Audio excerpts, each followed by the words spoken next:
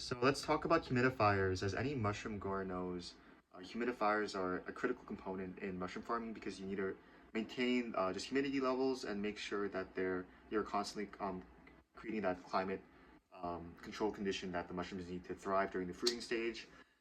Let's talk about some of the differences between pre-built humidifiers and um, maybe like DIY humidifiers.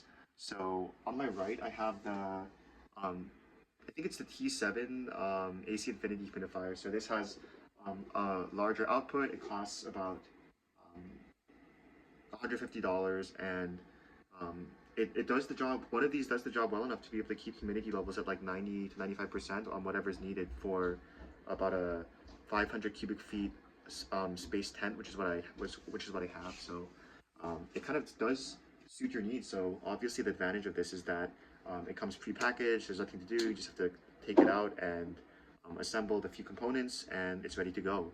So it's very easy to use and convenient, and then it also integrates with um, the the AC Infinity controller panel, so you can raise the humidity level or set specific cycles depending on what you want. So that's one of the really nice things about these pre-built options, especially the ones that come in like integrated suites. Um, Now let's talk about the downsides. Because you are running these things essentially 24/7 during the fruiting stage, it's constantly running. And so, because of that constant use, the likelihood that these things break down is actually significantly high. And usually, many growers report replacing their equipment between like 6 months and a year, maybe even sooner. It's hard for me to say because I've only started out. Um, and the thing is, if it breaks, you can send it back to get it fixed, but then that takes time, and it just takes a lot to figure out what's going on and fix the equipment yourself. Or if you can't fix it or you can't get it repaired, then you have to replace it with an expensive alternative. So advantages: easy to use, integrates with other controls from the AC Infinity suite, and um, yeah, just the convenience of it. And the drawbacks are the price because when you inevitably have to replace it, um, it's going to be expensive.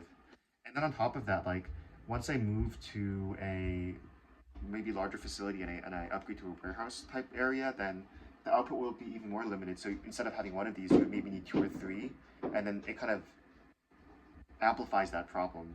Um, but if you look at the assembled one, so I'm still in the process of assembling this one. I have the humidistat, which you need to turn off the humidifier and fogger whenever it releases a certain humidity. So this is like one critical component that you need. And then I have this little box where the fog will be coming out of one end, and then I have a fan over here. You'll put a fan on top over here so that pushes the fog up more readily out of this hole over here.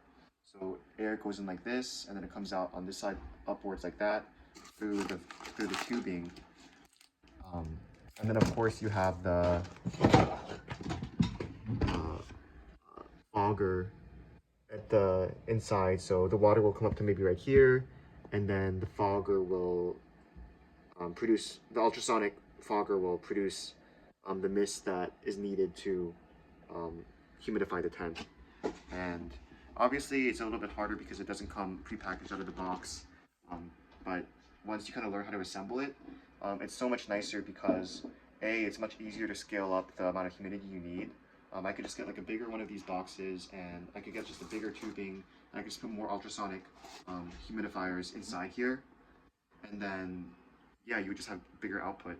And then another obviously positive aspect of this is that when something breaks, you can just replace it instead of spending another $150 for an entirely new suite of, entirely new product. You could just um, replace the components. So that's why I foresee myself just kind of uh, going the DIY route in the future. This is my first attempt at it, but I'll most likely do that. And when I look at channels like Southwest Mushrooms, I also just see them using the DIY approach, which gives me assurance that that's the right path to go down. It's like a small to medium-sized mushroom growing business. But yeah, those are the pros and cons of like the normal humidifiers and DIY humidifiers, and I hope that this information was helpful.